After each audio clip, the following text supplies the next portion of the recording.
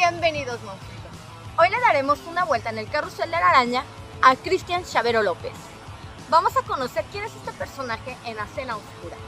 Quédate, yo soy Ada Araña y esto es el carrusel de la araña.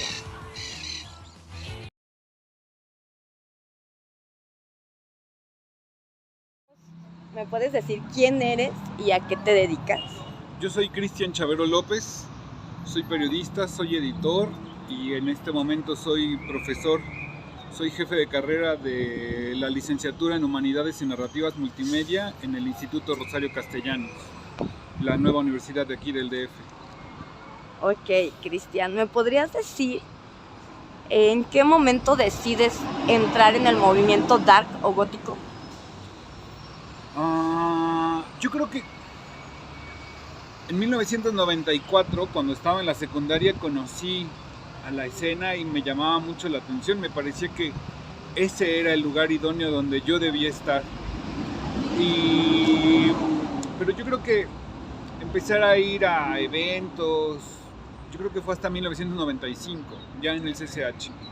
Ya lo conocía, pero no lo vivía como comencé a vivirlo a partir del 95. En que empecé a hacer una socialización y ya me vestía de negro. Pero sí, diría que en 1995.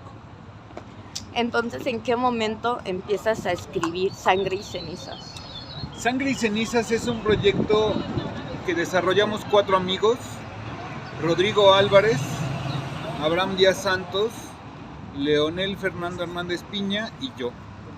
Ellos, los de la idea son Rodrigo y Leo, que son los que me proponen que deberíamos hacer una revista.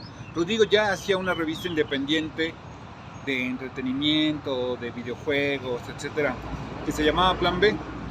Y éramos 4 amiguitos darkies que nos reuníamos y decían, un día se les ocurrió, vamos a hacer una revista. Pues, Cristian, vamos a hacer. Se supone que yo era como el que sabía, no sabíamos nada, ninguno de los 4. Estoy hablando de, no sé, habrá sido febrero de 1998. Estábamos muy chamaquitos. Abraham tenía 18, yo tenía 19, Leo tenía 20 y Rodrigo tendría como 21. Chiquillos. Bueno, y yo les dije que no hiciéramos eso, que no había suficiente público oscuro, que seguramente no habría ni 1000 darkies en la Ciudad de México. No, debió de haber sido antes, debió de haber sido finales del 97, cuando se les ocurrió esa idea. Y pues yo pensando, si no hay 1000 darkies en la Ciudad de México, pues cómo va a ser una revista de 1000 ejemplares, no tiene sentido. Y en ese año fuimos juntos al primer concierto de Lacrimosa en el Circo Volador, y pues veíamos la fila muy numerosa, pero sabíamos el aforo del Circo Volador, casi 3000 personas, y cuando nos entramos y vimos el lugar lleno, dijimos, no, pues sí hay suficientes darkies, ergo vamos a hacer una revista. Y comenzamos a trabajar en Sangre y Cenizas. Colaboramos con mucha gente para hacer ese primer proyecto que estrenamos en 1998 en el Circo Volador el 11 de diciembre. Y después de eso la dejamos de hacer. O sea, solo hicimos un número. Y fue hasta el 2001 cuando empieza a tener continuidad. Después de un tiempo, varios de ellos ya no pudieron continuar, o nos peleamos, o algo pasaba con distintos, y se integra la que en ese entonces era mi novia, Elizabeth Herrera, y formamos un equipo que duró hasta 2005, que fue cuando logré meter 2 números de Sangre y Cenizas a puestos de revistas, el número dedicado a la muerte y el número dedicado a la soledad, y luego yo mismo mato el proyecto porque estaba terminando la carrera de Ciencias de la Comunicación y yo pensaba, bueno, pronto me voy a integrar a reportear en un periódico, no me va a dar tiempo de hacer Sangre y Cenizas, entonces yo no quiero que alguien más decida qué es lo que sucede con el proyecto, no puedo, eso no puede ser.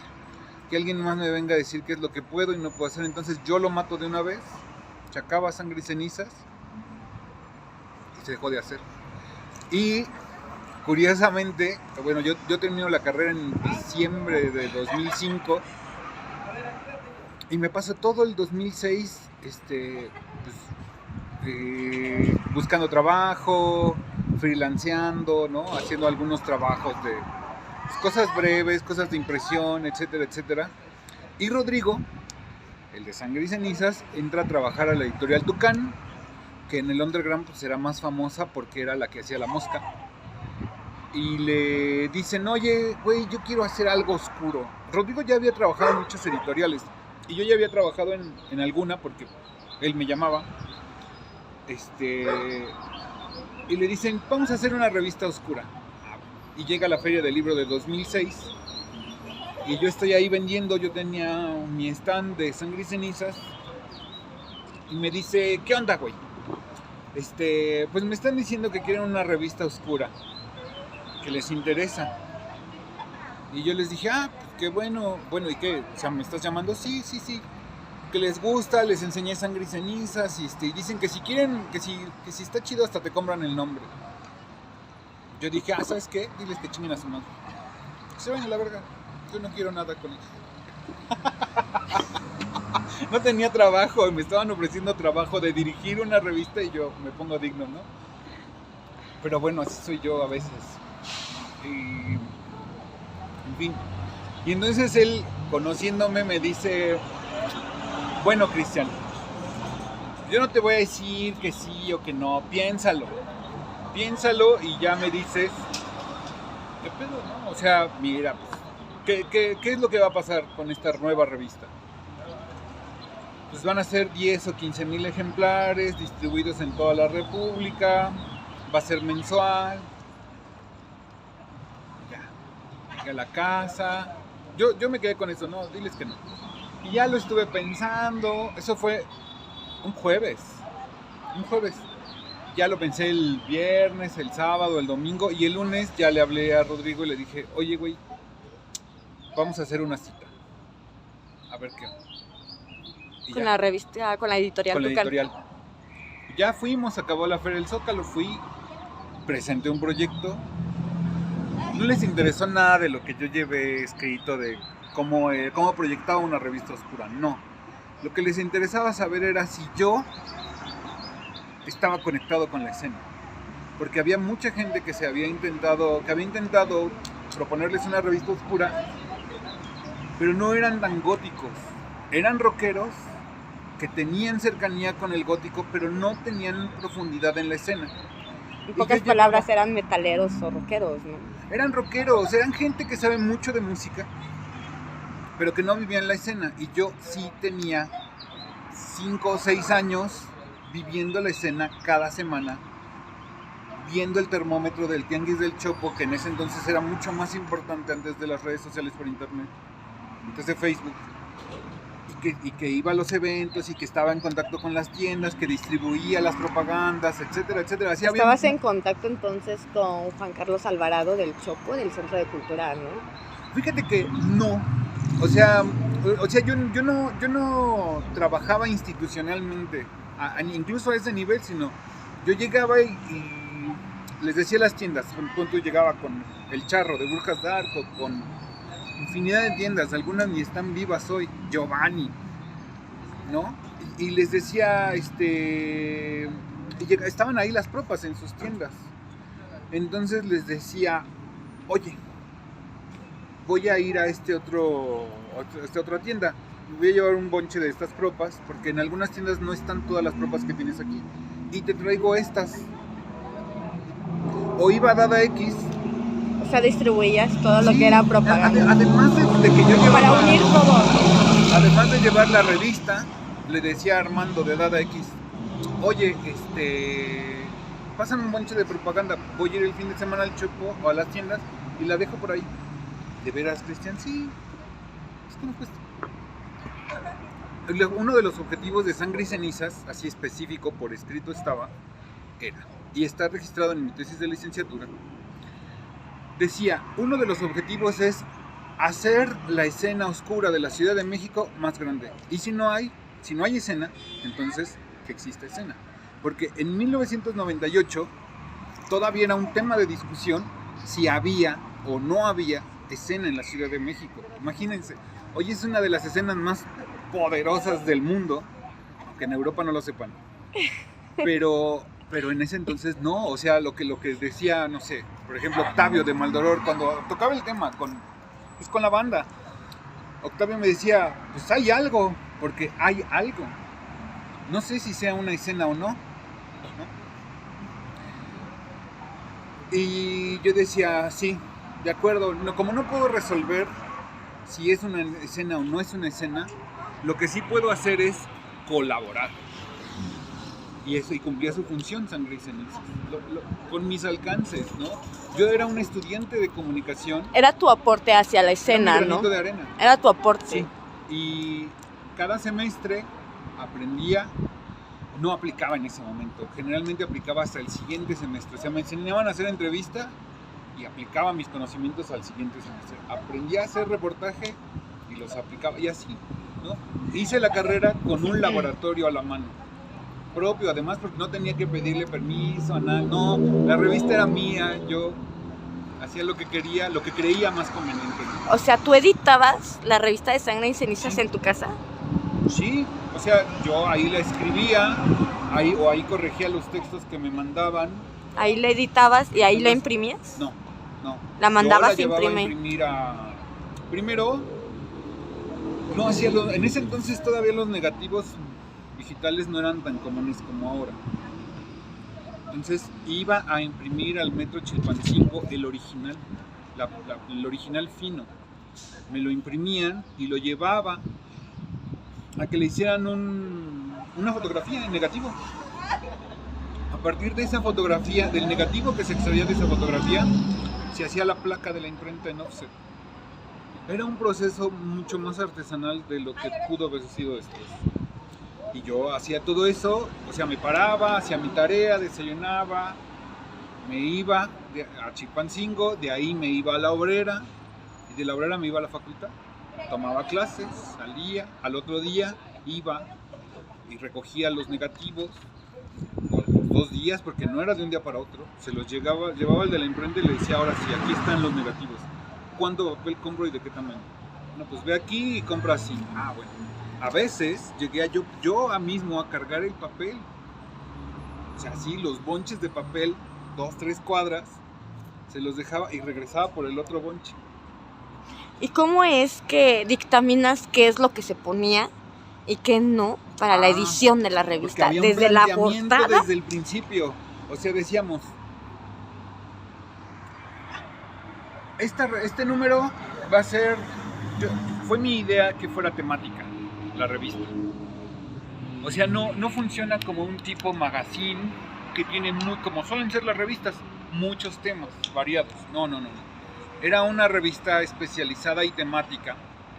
Entonces decíamos, la muerte. Ok, una banda extranjera que trate sobre la muerte. Una banda nacional, algo que tenga que ver con la muerte. Artículos sobre la muerte. Cómo se veía la muerte en Oriente, cómo se ve la muerte en Occidente, el Día de Muertos, etcétera, etcétera. O la desesperanza. Pues vamos a hablar del existencialismo. Vamos a hablar de una banda que nos... Y así, no, tampoco había la variedad, gran variedad que existe hoy. Y el conocimiento, ¿no? Había un montonal de gente que yo conocía de la escena en esos años y todo el mundo conocía mucha más música. Yo siempre he sido de los que... Dentro del mundo de los que conocen, el que de música conoce menos, ¿no? Soy el que conoce otras cosas, ¿no? O por ejemplo, entre muchos, ¿no? El que logra llevar la escena y la academia, juntarlas, ¿no? O no sé, o sea, mis amigos DJs, mis amigos melómanos, todo el mundo conoce 800,000 bandas que yo no. Lo que tengo es que me clavo, ¿no?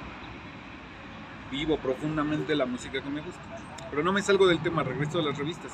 Yo hacía un plan junto con el equipo de Sangre y Cenizas. Primero hacía yo un plan y después les decía, ¿cómo ven? O tengo estos huecos, ¿qué sugieren? veo esto, veo lo otro, veo lo otro. Y ya yo pensaba y decidía, va a ser esto, va a ser el otro. Y entonces ya pedía, oye, Macarena, Muñoz, estoy pensando, voy a sacar un número de este, ¿te gustaría escribir algo de esto? ¿Qué piensas? O a veces le preguntaba, estoy pensando, ¿podría ser A o B? Y me decía, no, definitivamente B. ¿Para cuándo lo necesitas? Como para tal fecha. ¿Y de qué extensión? Como de tal extensión. Órale, nos vemos. Todavía ella no me entregaba los artículos por correo electrónico. Me los entregaba en un disquete. ¿De 3.5? De 3.5. Ya no se usaban los de 5 en corto. Yo ya profesionalmente usaba 3.5. Entonces ya nos veíamos en el metro, me daba el disquete y llegó a suceder que llegaba a mi casa y me decía, ¿qué crees que no abre el disquete? Ah, pues nos vemos pasado mañana porque mañana no puedo. Así de lento era todo. Bueno, sí, nos leíamos de nuevo, ya probaba. No había cafés internet. Sí, no había nada de eso. No, o sea, era algo... De hecho, ni era siquiera algo... había computadora, ¿no? Sí, a lo mejor podía haber un café internet en la Roma, ¿no? Donde había extranjeros que sí usaban su correo de una manera más cotidiana.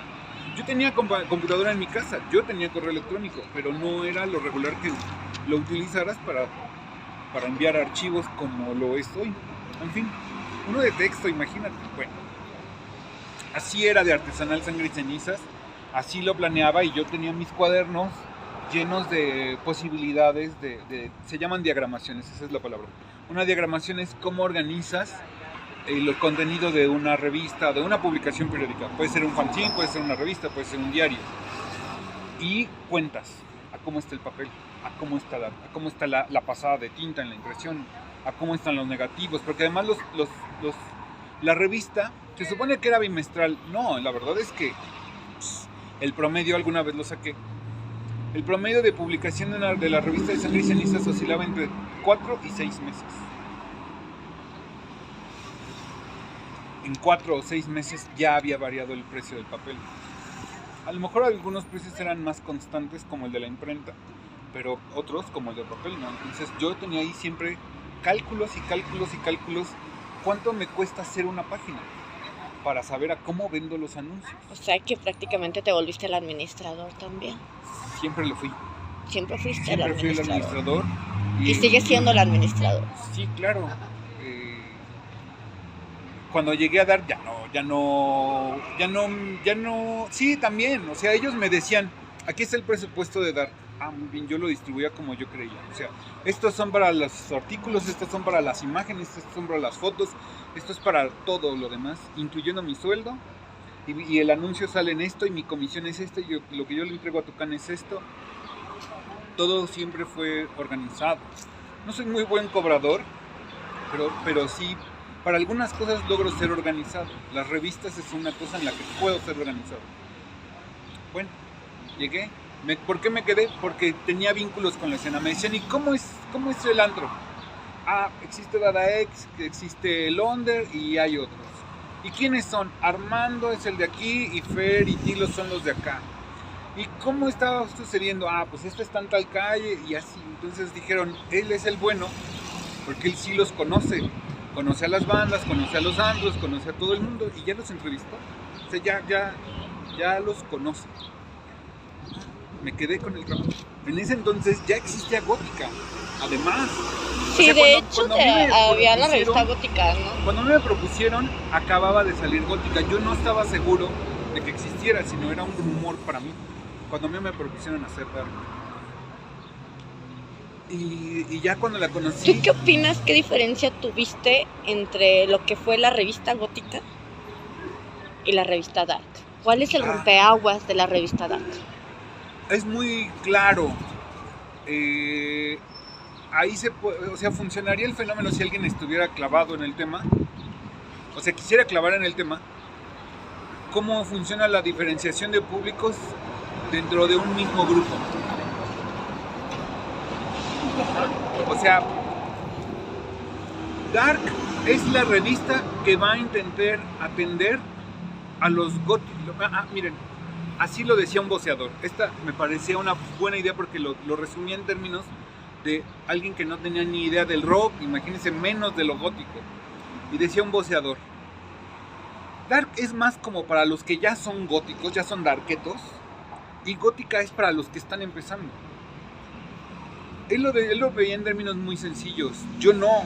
Para mí era un asunto trascendental de identidad y de autenticidad. Y filosofía, ideología. Sí. Todo lo que conlleva. O sea, para mí Dark estaba hecha como yo creía en ese momento que debía ser una revista para góticos.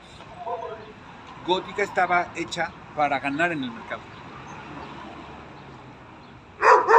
Por supuesto que había muchísima gente que compraba ambas y que le podía gustar más una que otra sin que eso implicara que fueras más o menos gótico, ¿no?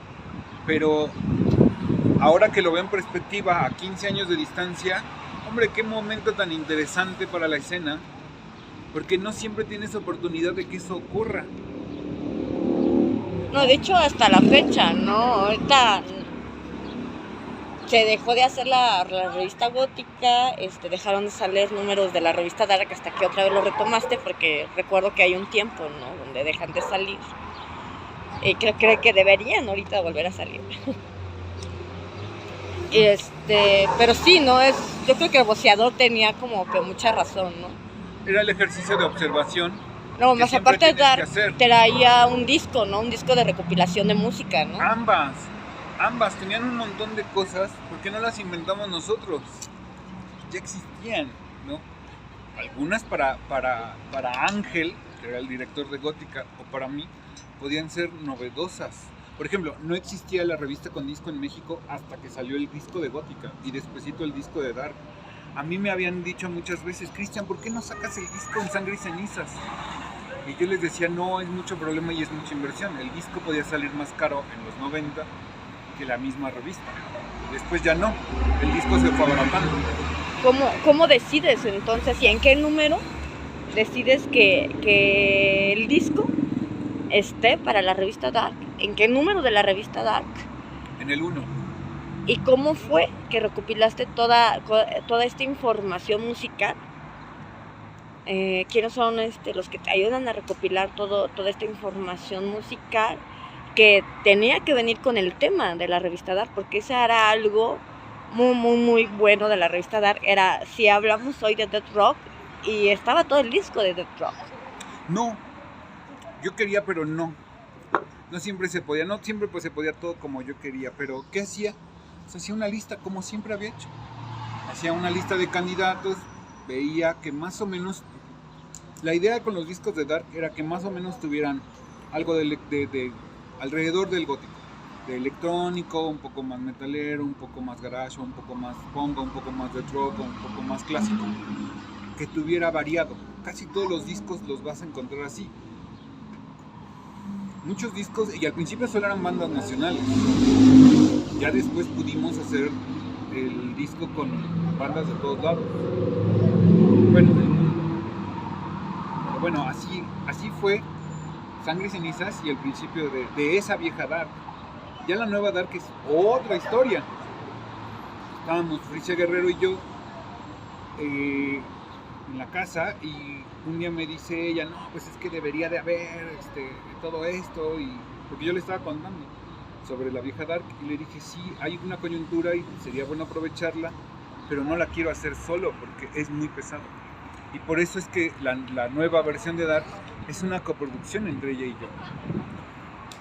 Entre Criptomórfica Editorial y Sangre y Cenizas. Y es otro planteamiento, más periodístico de lo que solía ser la vieja Dark.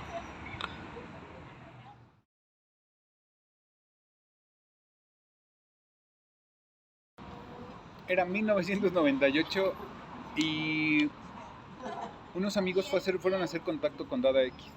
Yo no fui, fueron ellos. Y no concretamos, porque nos tardábamos mucho. Yo en ese entonces pues no tenía ninguna experiencia y me fallaban los tiempos en que tenían que hacerse las cosas para que pudiera lograrse. Y total que salió la revista y nunca concretamos, porque Armando de Dada X había dicho que sí a la publicidad. Entonces fui un día a Dada X cuando estaba todavía en la calle de Bolívar y todavía era una novedad. Estaba hablando de 2001.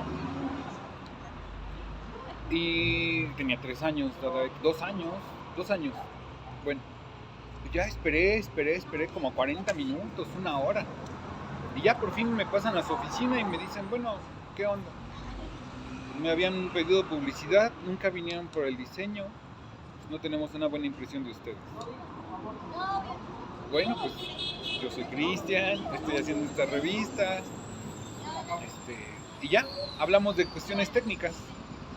Y a partir de ahí... ¿Con Armando? Con Armando de Dada X y con su hermano el Mapache. Una larga relación de amistad, ¿no? Terminamos por ser amigos. Y así fue con casi todo el mundo. Pocos proyectos me los presentó algún amigo, sino yo iba directamente, a veces cuando acaban de tocar las bandas. Me presentaba, no es el mejor momento cuando una banda acaba de tocar para hablar con ellos, porque están ocupados, porque tienen que ocuparse de muchas cosas, de lo técnico, de guardar sus instrumentos, etc. Y además están eufóricos. Pero sí no es un buen momento para hacer un trato, es un buen momento para presentarse. Y así, debo decir que mi personalidad es reservada. Entonces me costaba mucho trabajo. ¿Eres introvertido? Sí, claro. Decía yo que mi personalidad es reservada. Entonces me costaba mucho trabajo acercarme, hablar, abrir una puerta. Pero la supervivencia de la revista dependía de que yo fuera y hablara. Entonces lo hacía. ¿Por qué la supervivencia? Pues porque para que exista la revista tenía que tener contenido. Entonces necesitaba que yo fuera y apalabrara la entrevista. Que me presentara con ellos, que me presentara con quien fuera necesario, con las tiendas. O sea, yo llegaba, los saludaba, les decía, hola, mira, yo estoy haciendo esta revista, ¿no te interesa comprar publicidad? Algunos me decían que sí, algunos que no. De nuevo, se formaron amistades que conservo hoy, 20 años después. Con algunos, mira, conservo muy buena relación con Agnes, pero me acuerdo después del primer anuncio me dijo así muy claramente cómo es Agnes. Agnes de Masacre 68. Cristian, aquí está tu dinero, lo que te entregué era claro, y lo que tú me estás entregando no es claro. No vuelvo a trabajar contigo. Mi corazón. Pero bueno, está bien. Pero Masacre 68 era más punk, ¿no? Sí, pero la publicidad era para su tienda de por los viejos tiempos, donde muchas de las prendas que vendía eran para góticos. Y pues a la fecha me llevo muy bien con él, ¿no? Se siente uno bien, ¿no? De decir, hombre, me llevo bien con Agnes de Masacre 68. Órale. Ok, la siguiente pregunta, que era la de los colectivos. Era, ¿cuál para ti, cómo ha sido la historia de los colectivos para ti, en lo que tú viviste el movimiento gótico, en los bares, en los antros y en los centros culturales, que después se convirtieron en asociaciones civiles? ¿Qué influencia tuvo hoy hasta la fecha de los 90s hasta ahorita? Qué pregunta tan difícil. Bueno, primero comienzo por mi experiencia. Yo formar parte de un colectivo, pues diría que solo he formado parte de 2. La Orden del Cister y Ubon. Porque Sangre y Cenizas no era un colectivo, era una organización, pero yo era la cabeza. Entonces, aunque sí era un grupo de personas con un fin común, no había discusión sobre quién tenía la responsabilidad y la autoridad, y era yo. Entonces no era un colectivo horizontal. En cambio, la Orden del Cister sí era un colectivo que después se transforma en una asociación civil. Colectivo que ya tenía una larga historia cuando yo me sumé. Yo me sumé hasta que fui director de edad. O sea, entré por ahí de 2000, finales de 2007, principios de 2008. Y estuve colaborando con ellos hasta mediados de 2010. como parte de la mesa directiva. Yo era el secretario. Y con Yubon, bueno, y después todavía seguí colaborando mucho con la Orden del Cister, pero ya no era parte de la mesa directiva. Con Yubon fui miembro, pero no fue tan profunda mi participación con Yubon. Yubon está dividido en dos, en las organizaciones y los músicos. Yo con los músicos no estaba ahí, no soy músico, no era parte de ese colectivo de bandas, pero sí era parte del colectivo de organizaciones de la escena oscura. ¿Como el Octubre Negro? Octubre Negro es un festival que nace de la Orden del Cister, es un proyecto. Alfonso Franco, que era el corrector de estilo de Sangrice, de Dark, de la vieja Dark, daba un taller de creación literaria en el Centro Cultural Futurama y el director era César Oropesa. Y nos dijo, oigan, pueden proponerle un proyecto, es un chavo abierto y es de la escena. Entonces redactamos un proyecto, se lo llevamos y terminó César sumándose a la Orden del Cister. Y por eso sucedió el primer Octubre Negro ahí, en Futurama. Ya después lo continuaron Daniel y Ricardo. ¿En qué año fue el primer Octubre Negro? No me acuerdo si fue en debió haber sido 2009. 2009. Sí. Y todavía formé parte del siguiente en 2010. Y de ahí a la fecha. No se ha interrumpido. Incluso en la pandemia, Ricardo hizo Octubre Negro en línea.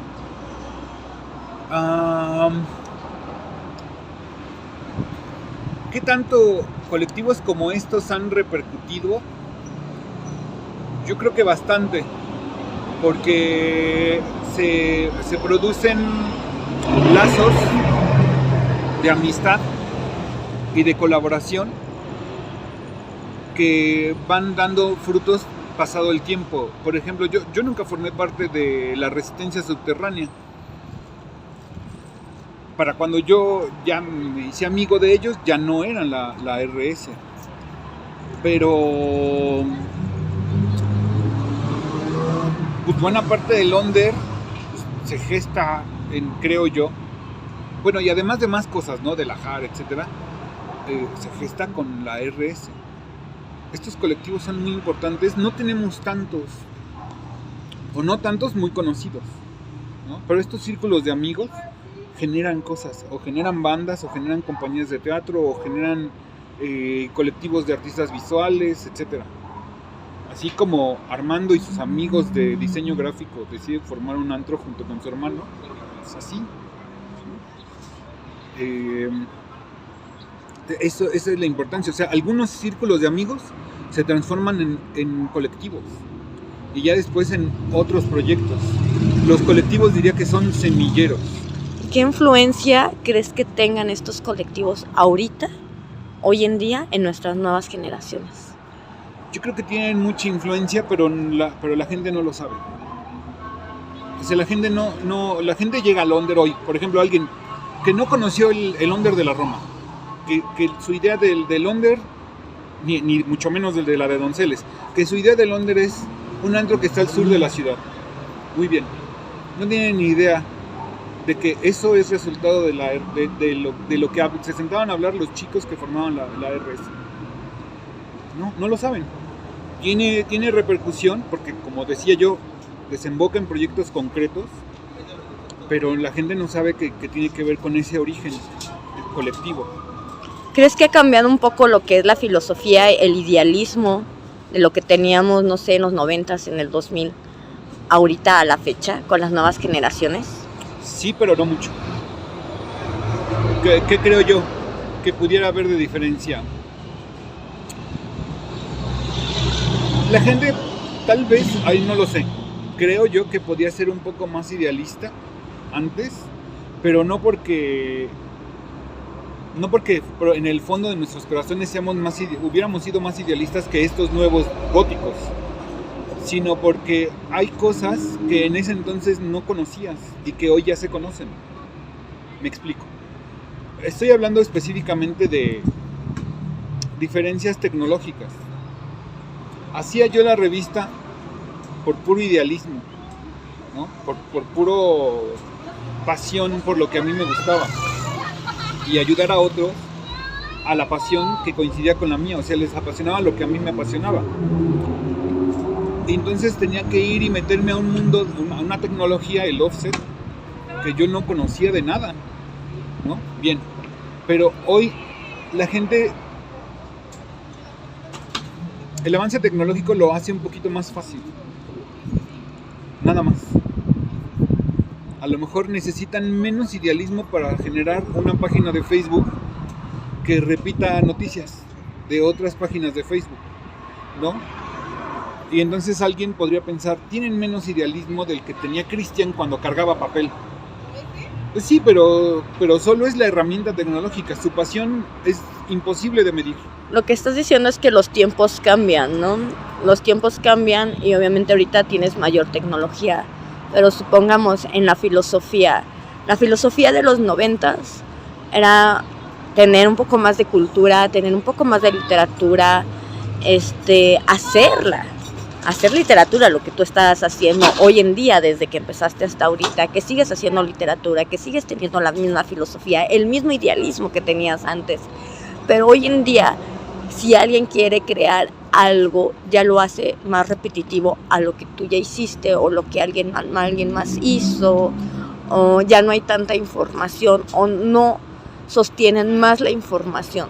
Sostener información, yo me refiero a que sí hay algo, pero supongamos, nace un nuevo colectivo, ¿sí?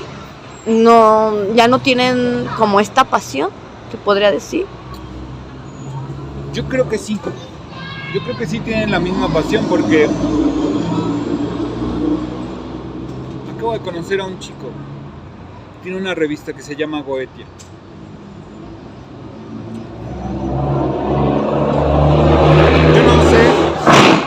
Acabo de conocerlo, no me he sentado a analizarla para ver qué tanto periodismo o no periodismo está haciendo,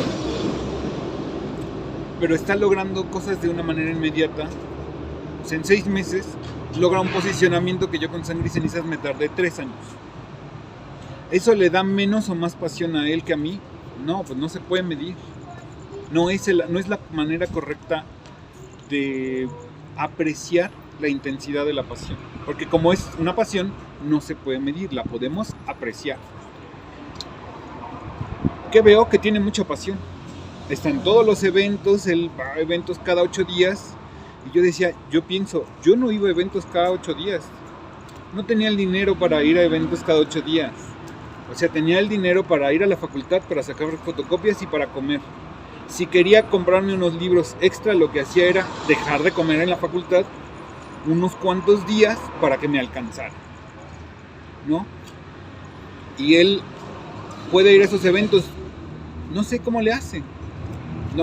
No voy a medir mi pasión o su pasión con eso, ¿no? Lo que sí puedo es ver que está presente y que además está haciendo cosas que yo tecnológicamente me eran imposibles, ¿no? No tenía cámara yo, ni fotográfica. Bueno, en algún momento ya la tuve, ¿no? Y sí llegué a publicar fotos mías. Entonces es difícil. Creo, la respuesta que tendría para esa pregunta es, en este momento todavía no lo logramos. No podríamos comparar esta generación con esas generaciones de los 90, con las generaciones de los 2000, con esta nueva generación de después de la pandemia. ¿Quiénes estarán en posibilidad de juzgarlo? Quienes puedan verlo en 20 años después. Podrán tener la película completa. Y nosotros, porque no ha muerto la escena. Entonces no estamos viendo la película completa. No sabemos cómo acaba. Ok, Cristian. Vamos a pasar a otro tema. Vamos a pasar a uno de tus libros de ¿quiénes son los góticos? ¿Cuándo empiezas a escribirlo? ¿En dónde sacas esa información? Y háblanos un poco de lo que es tu libro. El origen de quiénes son los góticos está en mi estancia en el CCH. Yo, no había medios, no había un libro como ese. Entonces yo lo que hacía era ir a la biblioteca del CCH y buscar información sobre lo gótico. Que realmente había muy escasa, muy escasa.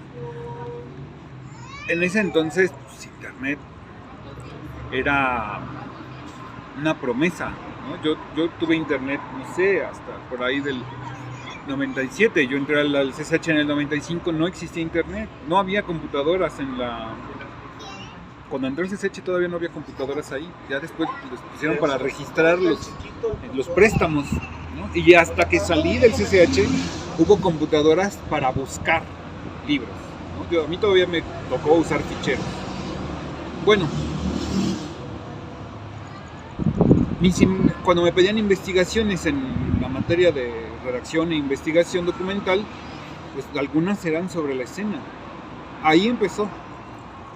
Yo buscando mi respuesta, es una respuesta para mi pregunta personal ¿de dónde viene lo gótico?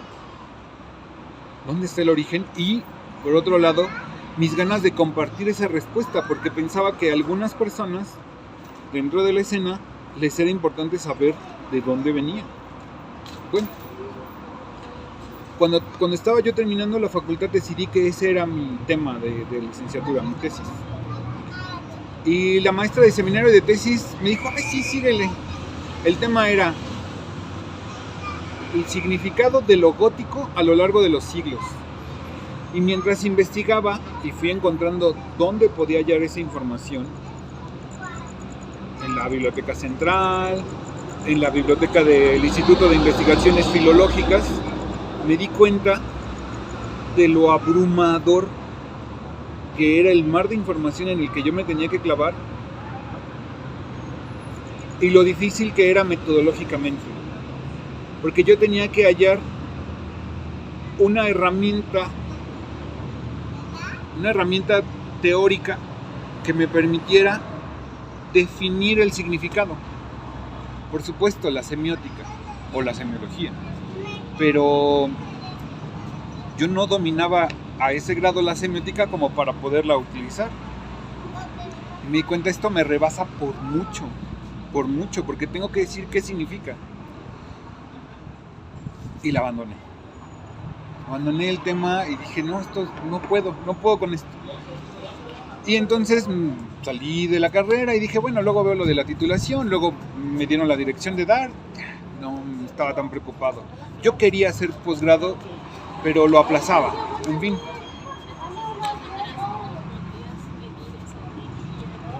Yo en 2008 ya preveía la posible muerte de Dark, que además en ese momento era mi manera de sustento.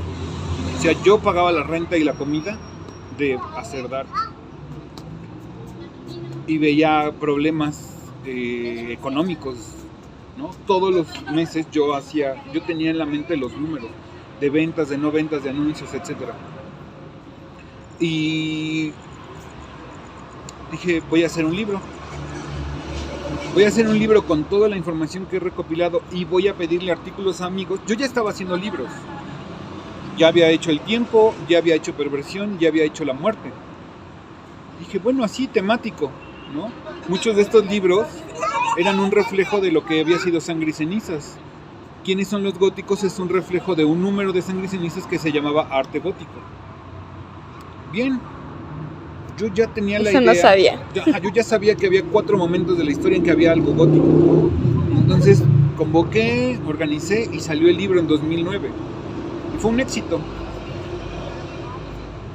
Era una coyuntura, debí de haber hecho 1 millar en vez de 100 libros. En ese entonces ya la tecnología había cambiado, podía hacerse 100 libros. En otra tecnología que no es offset, que es la impresión digital. ¿Cuántas veces has editado el libro de quiénes son los góticos? Como 5, pero de millar, solo 1. Y ya se agotó. O sea, he hecho como 2000 libros de quiénes son los góticos y ya se acabó. Voy a llorar. ¿sí? Y tuvo 3 versiones distintas, 3 ediciones distintas. Una donde sale una chica que no recuerdo ahorita cómo se llama, pero que no es de la escena. La segunda, donde sale Bianca. Y la tercera, donde sale otra chica que se llama Paulina. Esas son las 3 versiones de quiénes son los góticos. Y ¿Piensas volver a sacar el libro? no, ¿Volver a editarlo? nunca más va a salir quiénes son los góticos. Voy a hacer otro libro más extenso y lo voy a escribir solo yo. Y ese libro lo que va a contener es mi investigación de maestría. De la que nos estabas hablando De ahorita la en el que- Golgotei. De la que hablé del segundo capítulo en el Gotei. La conferencia, ¿no? Ajá, y esa es la historia de quiénes son los góticos. Me salvó, económicamente me salvó un montón de veces. Hoy ya no hay tanto auge porque la gente quiere saber qué onda con los góticos. Pero creo que es interesante, ¿no? A volver a hacer un libro así. Ahorita te voy a sacar de contexto. Nos vamos a sacar muy, muy, muy fuera del tema.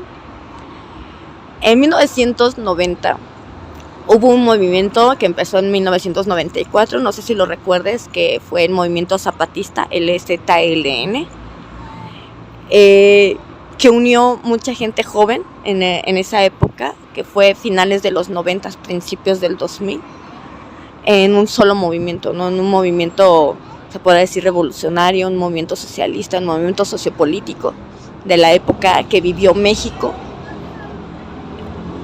¿Cuál fue tu influencia y cuál fue tu apoyo? Y si fuiste parte de este movimiento juvenil del ZLN. ¿Cuál fue Sí. tu postura en esa época? Inicio.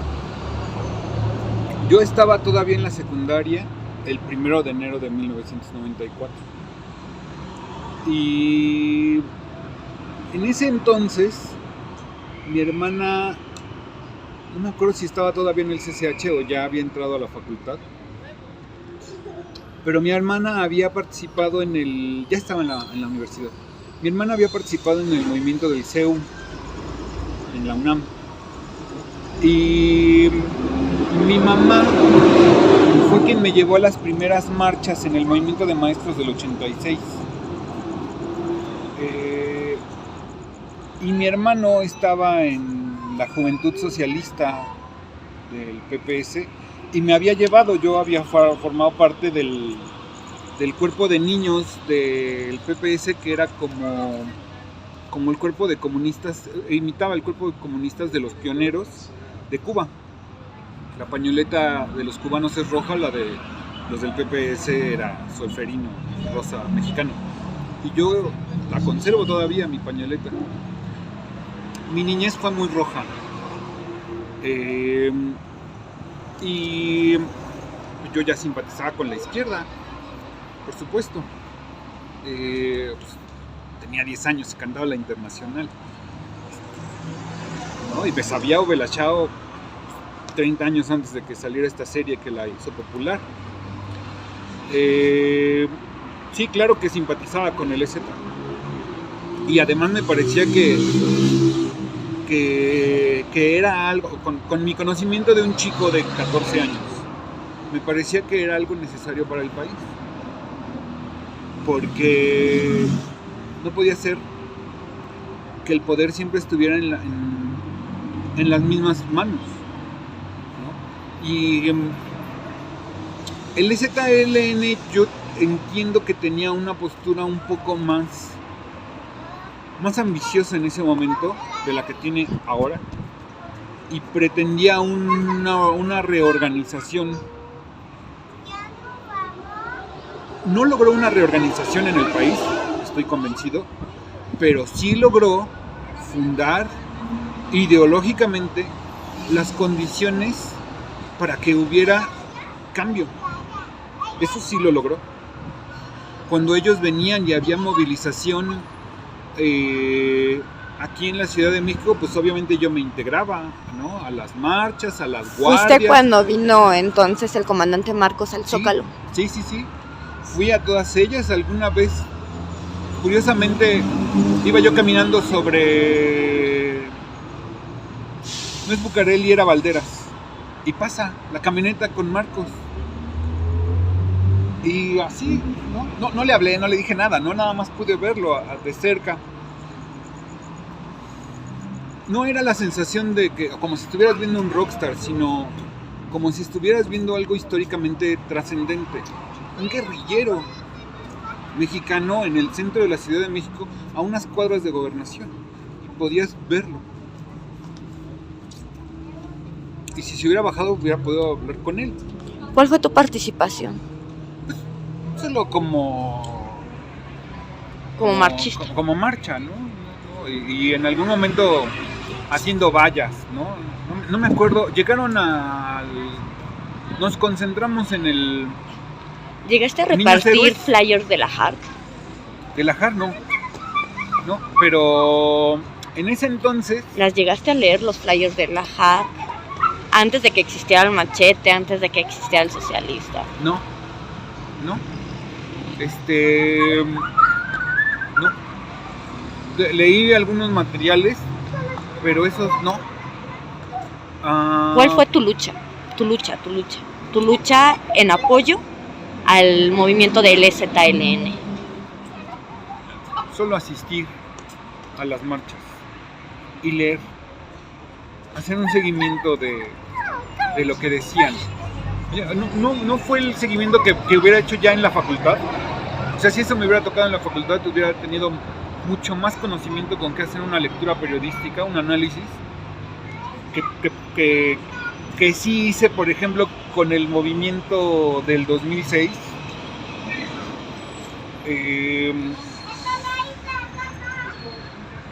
Y lo que hacía era pues, apoyar, cooperar con mi kilo de arroz, intentar convencer a otros estudiantes pues, de que eso estaba chido. ¿Llegaste a ir a los masivos que se organizaban, sí, claro. Los masivos musicales? Sí. ¿Cuáles te tocaron? Pues de los de estado de prácticas de CEU, como 4. Y uno en particular en el que sí participé en la organización, en la seguridad y etcétera, que se llamó Gira y Muévete por la Libertad. Solo se hicieron 3 conciertos de ese, uno en CCH Azcapotzalco, uno en el Deportivo Reynosa, a un lado de la UAM Azcapo, y el otro no me acuerdo ahorita dónde. La anécdota es esta: fuimos con las autoridades del CCH a decirles, oigan, queremos hacer un concierto, son todas estas bandas, y nos decía como el segundo del director, que se llamaba Odilon, no puedo permitirles hacer eso. ¿Por qué no? Pues porque tú no me puedes asegurar el aparato de seguridad que requiere un evento de esa magnitud. Dijimos, bueno, pues es que la seguridad somos nosotros, o sea, podemos hacer un registro de todas las personas que van a colaborar y que van a estar pues, de seguridad, ¿no? Que no se metan al resto del plantel, porque el concierto iba a ser en las canchas, de cargar, de la logística, de camerinos, etcétera, etcétera. Porque estas personas ya lo habían hecho en otros conciertos del estado de prácticas. Y al final nos dijo que sí, pero un día antes del concierto dijo que no. Y entonces le pusieron un candado a la puerta que daba del CCH al estacionamiento por donde iban a entrar los músicos y todo el equipo. Y entonces el Brujería, que es conocido en la escena como el Contador, y yo, pues así, estábamos ahí y dijimos, ¿qué, güey? Pues vamos a quitar esta madre, ¿no? Pues sí, a huevo. No sé de dónde, no sé cómo conseguimos un par de tubos de acero, unas barras de acero grandes, y llegamos, eran los tiempos de la UNAM antes de la huelga del 2000, después de la huelga de los SHs, y de alguna manera la plutocracia que dirigía la UNAM se sentía amenazada, muy amenazada. Entonces para todo nos estaban grabando y diciendo que nos iban a levantar actas, etcétera, etcétera. Y bueno, uno con la inocencia de alguien con esa inocencia fuimos el Brujería y yo y reventamos el candado y la cadena. Y abrimos la puerta. Y se hizo el masivo. Y se metió el equipo. Porque o sea, su última barrera del CCH para impedir el concierto, Era esa puerta. era esa puerta, esa reja, y la tronamos. Así, pum. Bueno, así le metimos, ¿no? Estuvimos un ratito lidiando con ella y con la persona ahí de la dirección grabándonos. Y tantito le sonreíamos a la cámara y tantito rompíamos el candado, le poníamos atención y así mucha gente habrá hecho sus propias cosas para que sucediera el concierto, ¿no? Ese es un detalle, una anécdota, ¿no? Y se recopiló no sé cuánto material. Fue muy exitoso el evento, muy exitoso. Conservo mi playera de seguridad de la gira y Muévete por la Libertad. Y ese día pues llegué, no sé, a las 8 de la mañana y estuve ahí de seguridad todo el tiempo y paré como unas 3 broncas, así de meterme en medio, lo que generalmente no hacía, ¿no? Así, quitando a las personas que estaban, pues bronqueando, ¿no? Así nada muy grave, pero pues, en los 90 era mucho más ríspido de lo que es hoy, México, a un nivel urbano, cotidiano. Mucho. O sea, qué bueno que la Ciudad de México ya no es como los 90. Era muy ruda, muy violenta, y muy tosca, y muy agresiva de la sociedad para con el underground. Y sí me tocó, ¿no? Muchas cosas en las que tuve mucha suerte, ¿no? Ese fue otro granito de arena que yo puse para el EZ, porque finalmente a lo mejor de alguna manera se beneficiaban las bandas en cuanto a popularidad, etcétera, pero todos teníamos claro que el objetivo era el EZ, porque el EZ estaba encabezando un movimiento de izquierda que no tenía México, ¿no? Y que era necesario para el resto del mundo. O sea, estábamos viviendo el neoliberalismo a todo lo que daba, y lo que nos decían abrumadoramente los medios, la oligarquía, etcétera, era que eso era lo bueno, lo moderno, lo non plus ultra. Y yo venía corriendo del neoliberalismo a nivel escolar desde que estaba en la primaria, porque esos planes que le decía el Fondo Monetario Internacional a la OCDE y que aplicaba a México desde los 70, yo lo vivía. Yo soy hijo de profesores de primaria, entonces me tocaba entender un poquito más de, a ver, cómo estaba la política, sí, cómo estaba ¿no? la política educativa, ¿no? Que ahora le vamos a hacer así, que ahora le vamos a hacer así. Y tenía que ver con su abaratamiento de la educación pública, etcétera, etcétera, ¿no? O sea, yo viví en carne propia la carestía para con los docentes a nivel básico en México. Los dos eran profesores de primaria. Les regalaban por 20 años de servicio un borrador y un gis. No mamen. No mamen. Y pues, la idea neoliberal es: tú paga tu educación, que esto que es un bien público sea un negocio, y eso nos va a llevar al primer mundo, porque eso es competencia. Obviamente ellos, si hablo con un alto jerarca del Fondo Monetario Internacional, lo podrá desglosar muy bien, ¿no? Como él cree o ella, generalmente son él, ¿no? Cree que eso nos va a llevar a la felicidad, y yo creo, con mi escaso conocimiento de economía, eso es un choro, ¿no? Y que las pruebas son clarísimas, ¿no? De que eso es un choro. Que el comercio no genera capital por sí mismo, ¿no? Es un choro que se cuenta. Y el EZLN era una manifestación clara, obvia de: están equivocados. Ese planteamiento del mundo al que nos quieren llevar está equivocado. Y lo logró, o sea, sí, lo capitaliza Andrés Manuel 2018, o sea, 24 años después, junto con otros movimientos de izquierda, ¿no? Y lo capitaliza electoralmente. Debió capitalizarlo en 2006 y le hicieron fraude, debió capitalizarlo en 2012 y fue un fraude de elección. Pero él lo logra capitalizar, y no se llevan bien, ¿no? No se llevan bien, pero un granito, un pedacito de esa victoria está fundada en que una generación en los 90 pudo decir, es que la utopía debo construirla aunque yo no la viva. O sea, yo no voy a ver, es una frase que me gusta decir, estamos nosotros, los que tenemos esta perspectiva del mundo, estamos condenados a la derrota. Porque ese mundo que yo deseo, no lo voy a ver jamás. Yo no voy a conocer el mundo que quiero, que construyo, que intento poner un granito de arena para que exista. No, voy a perder, pero en un futuro alguien podrá vivirlo. Y si no hago nada, tardará más en llegar. Entonces debería de hacer algo. Y si pongo un granito de arena yendo a una marcha del EZLN que pone de manifiesto que otro mundo es posible, pues es un granito de arena. Y si hago un libro que eventualmente entre las líneas intente convencer a la gente de que otro mundo es posible, es otro granito de arena. ¿Tú crees que nuestro mundo es otro mundo y que se hizo posible? No.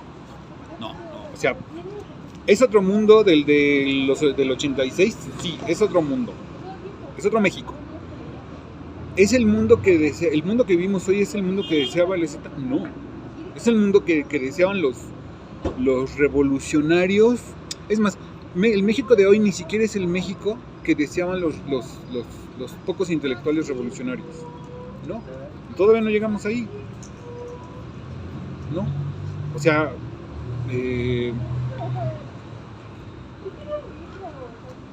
hay algunas ideas anarquistas y comunistas que permearon de la revolución en la cotidianidad mexicana, como el Seguro Social, o como los SH, o la UAM, o la UNAM. Politécnico. O sea, súper rojo el Politécnico, ¿no? La técnica al servicio de la patria. Sí, pero no se repartió la tierra, no se terminó de repartir la tierra, así el clarito ejemplo. O hay comunidades donde todavía no, muchísimas, o sea, hay muchos millones de mexicanos que tienen que cambiar del lugar donde viven para poder estudiar la secundaria, o la primaria, o la preparatoria, seguro. Entonces, quiere decir que mi situación es de privilegio. Entonces, si la educación sigue siendo un privilegio, no se logró. Ese mundo posible todavía no hemos llegado. Si la gente no tiene seguridad social, yo no tengo IMSS, no tengo ISSSTE. Tengo trabajo y no tengo IMSS y no tengo ISSSTE. Para mí, todavía no me ha hecho, más de 100 años después, a mí todavía no me hace justicia la revolución. Yo no tengo seguro social. Tengo trabajo, ¿qué pedo? La revolución todavía me debe. O sea, México ya produjo el dinero para que yo tenga seguridad social y no me la dan. Y vivo en una situación de privilegio con respecto a muchísimos mexicanos.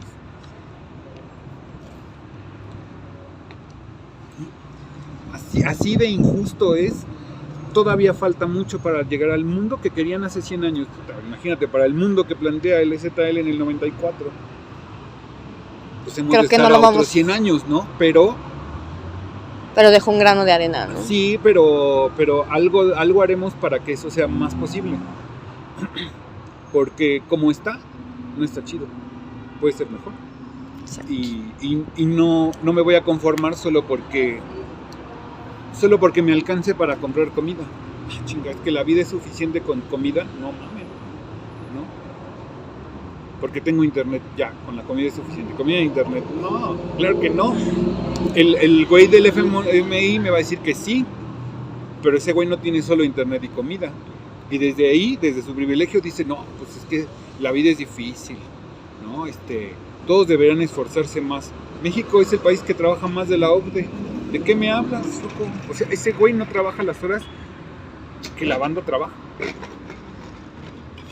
Y viene a decir que sí, ¿no? Cuando yo me empecé a integrar a la escena en los 90, había ciertas búsquedas de categorización de góticos. Victorian God, Trap God, Vampire God, etc. El Roman. Ajá, no es una novedad. O sea, estoy hablando de los 90, quiere decir que estamos hablando de hace 30 años.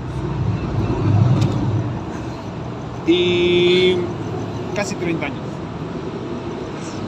Y yo lo que creo es que estas categorizaciones no permiten profundizar en el conocimiento de la escena. Porque a mí me gusta usar escarolas. Y eso me colocaría en un Victorian God, ¿no? Pero muchas veces no, y tiene rato que no las venden, entonces las camisas de escarolas que aún conservo ya no me quedan. Y entonces dirían, Christian es como más trad God, aunque no uso el cabello explotado, a lo Robert Smith. Sin embargo, alguien podría pensar que este rapado, tan común en los 90, pues es como más tradicional hoy, les podría parecer, ¿no? Porque tiene 30 años.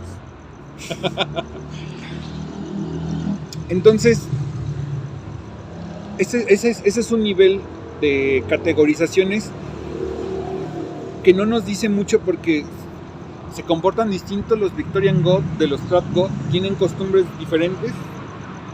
No. Tal vez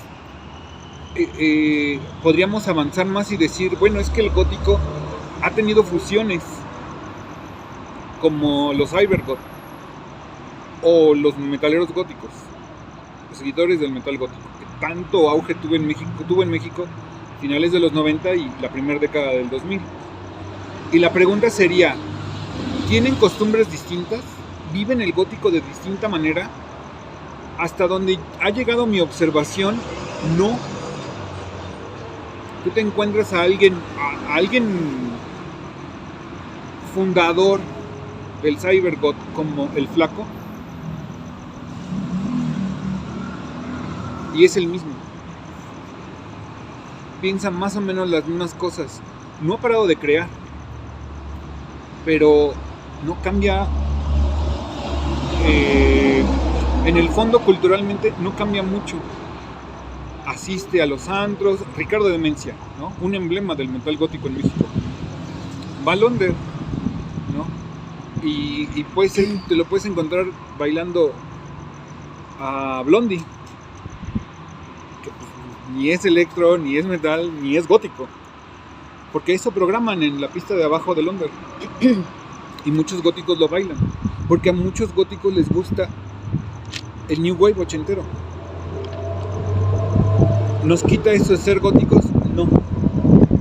Entonces, pero estas son mezclas y fusiones que sí se consolidaron y generaron una estética propia y un estilo musical propio y actitudes o actividades que no necesariamente hacen otros grupos de góticos como los Cybergoths, reunirse 5 o 6 chavos, poner su reproductor y bailar en la calle, como un rapero, bailar en la calle, ¿no? A lo mejor eso sí es algo que no hacen otros góticos, pero igual esos góticos pueden hacer cosas que hacen otros góticos, como reunirse en un parque y compartirse un texto de terror, o ir a los bares, o ir a un evento cultural no necesariamente de esencia gótica, pero que les gusta a los góticos, como la Feria del Libro del Zócalo. Pero ahorita como lo que está mucho de moda, que son las A-Gears, y hacia allá voy. Que son niñas o chicos, adolescentes entre 15 a 20, 22 años más o menos la edad. Jóvenes. Jóvenes, que está mucho de moda ahorita todo lo dark, porque de hecho ellos lo llaman dark. Y se visten simplemente y hacen una fusión de todo, ¿no? De lo que es el anime, que es el visual kei, el cosplay, ropa gótica, ropa del metal gótico, del trap, del new wave, ¿no? Del gothic rock, del death rock. Pero bailan. Y bailan reggaetón.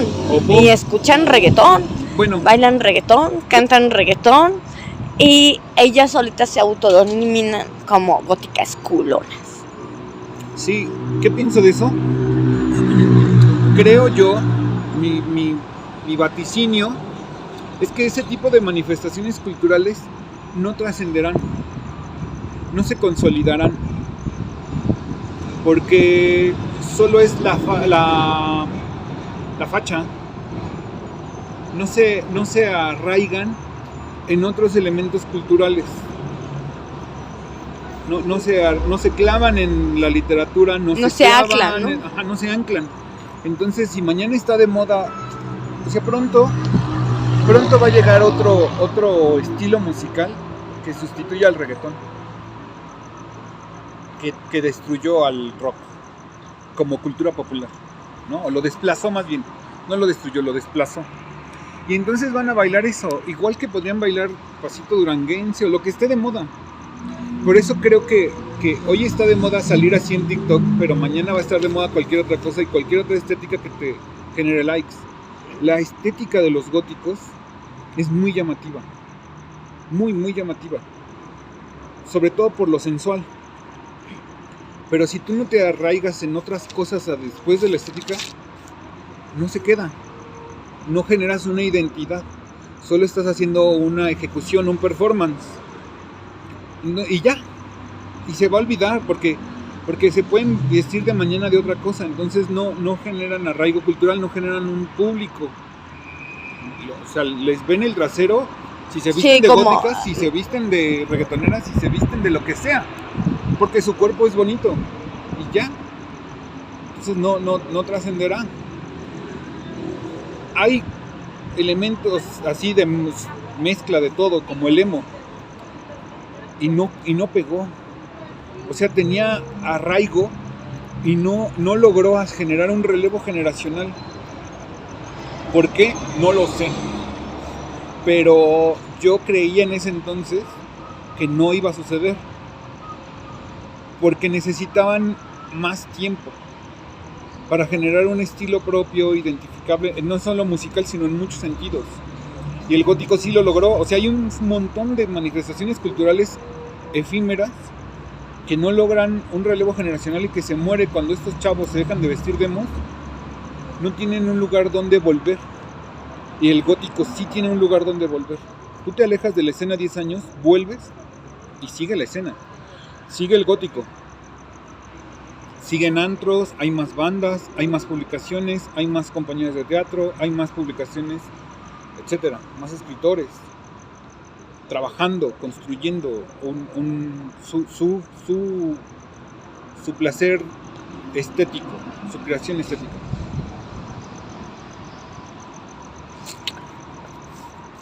A ver, háblanos, ¿te gustaría llevar alguna de tus obras literarias, ya sea novela, ya sean tus cuentos de terror, llevarlos a la pantalla?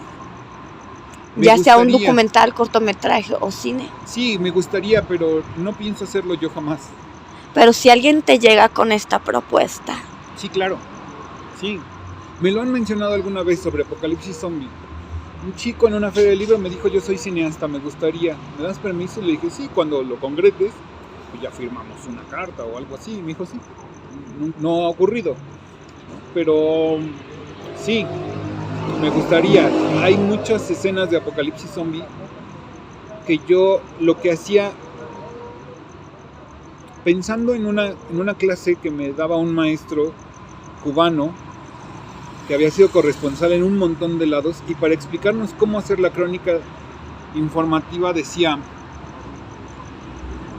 cuenten las cosas como si ustedes estuvieran mirando desde arriba, nárralo, y eso te va a dar la diferencia entre una crónica informativa y una nota normal. Y en Apocalipsis Zombie, que está impregnado de periodismo, incluso tiene notas periodísticas para hacer avanzar la historia, tiene muchas escenas que están pensadas desde arriba. Un recurso, no sé si necesariamente literario, narrativo, que es mirar, que es como si la cámara estuviera arriba. Porque te da una sensación de lejanía, pero también una sensación de que estás viendo un contexto, más contexto de los hechos. Y Apocalipsis Zombie, algunas cosas están pensadas así. Sí, a veces visualizo Apocalipsis Zombie. Yo no pensaba tanto en cine, sino pensaba en la influencia que tengo del teatro. Pienso a veces escénicamente cuando narro. Porque muchos años hice teatro independiente, como 23. sí es un rato. Y eso me ayudó mucho. Por último, ¿qué piensas? ¿Cuál es tu opinión sobre Fernando Salas en el ámbito laboral, artístico y personal? El Fer, bueno, es un personaje de la escena. O sea, hay momentos en que distintas personas tienen un gran auge dentro de la escena. Como Octavio de Maldoror, como Ricardo Demencia, como Daniel Drag, como Fer, que el referente para los góticos, el rostro más conocido es él, y Fer tiene muchos años que es el rostro de México. Seguramente es el gótico mexicano más conocido fuera del mundo. A mí me parece que es un gótico auténtico y un activista del gótico. Y que es un referente como DJ, ¿no? Tal vez técnicamente haya otros DJs que tengan mejor técnica, pero lo que tiene Fer y que le hace tener tanto éxito, pienso yo, es la histrionicidad con la que se presenta en el escenario y lo comprometido que está con cada canción que pone, la vive. Y eso lo contagia y la gente se siente muy bien con él. Laboralmente, bueno, él es un profesional de las artes marciales mixtas y en sus años fue un peleador exitoso, pero creo que su trascendencia como maestro de artes marciales mixtas es superior. Oye, es más grande, o sea, es más grande como maestro, pienso yo, como aficionado de las artes marciales mixtas, no practicante, nunca he tomado clases de eso. Tiene más renombre como maestro que como el que tuvo como peleador. ¿No te gustaría tomar clases con Fernando? Sí, necesitaría tener condición física para hacer artes marciales mixtas, pero sí me gustaría. Pero ellos lo dan desde abajo, desde principiante, que yo sepa. Sí, pero pues ahorita no tengo tiempo siquiera, ¿no? Además, sí, me gustaría en algún momento, ¿no? Es algo que en algún momento haré, pero que sé que ahora en lo inmediato no. En este año no lo creo. No es cierto. Bueno, eso yo después te lo cuento. Nada más da un mensaje para las nuevas generaciones. Cuando yo estaba en el CCH, la generación un poco más grande que yo, la gente que había nacido a principios de los 70 o la gente que había nacido en los 60, solían decirnos que nosotros como que no estábamos interesados en nada, como que no estábamos tan comprometidos, como que nos querían decir que éramos una generación plástica. Y yo decía, ustedes ni saben todavía cómo somos, pues tenemos 15 años, o sea, ¿cómo creen que van a saber cómo somos? Espérate que tengamos 20, por lo menos, ¿no? El prejuicio sobre las nuevas generaciones siempre va a existir. Me gusta poner este ejemplo. Alguien hace un análisis sobre rock y compara los hits de los últimos 20 años de rock, por decir algo, contra los hits de los últimos 3 años. Esa es una competencia injusta, ¿no? Es hasta que pasan los años y tú ya dices, bueno, voy a comparar, hablando solo de rock, en lo general, voy a comparar a los Doors con Nirvana. Bueno, son géneros distintos para empezar, pero dices, bueno, ya puedo hablar de su trascendencia, del impacto que tuvieron, etcétera, etcétera, de las bandas y el sentimiento que impregnaron en las generaciones y cómo se proyecta esto en cómo fue esa generación. Bueno, pues eso es posible. Pero estamos hablando de Nirvana, que es una banda que tiene 30 años, y los Doors, una banda que tiene como 60. 50, no sé. Sí, además el contexto histórico cambia, ¿no? Entonces, en cada generación. Se puede. Pero si tú haces una comparación entre todas estas bandas del siglo pasado y estas, van a salir perdiendo estas siempre. Igual en el gótico. O sea, te van a decir, bueno, pero ¿cómo vas a comparar a Hoffen con Bauhaus? Pues no mames. Hoffen es una banda emergente de la Ciudad de México que tiene un par de años y Bauhaus genera un estilo junto con otras bandas. No hay punto de comparación, pero estás haciendo una comparación injusta.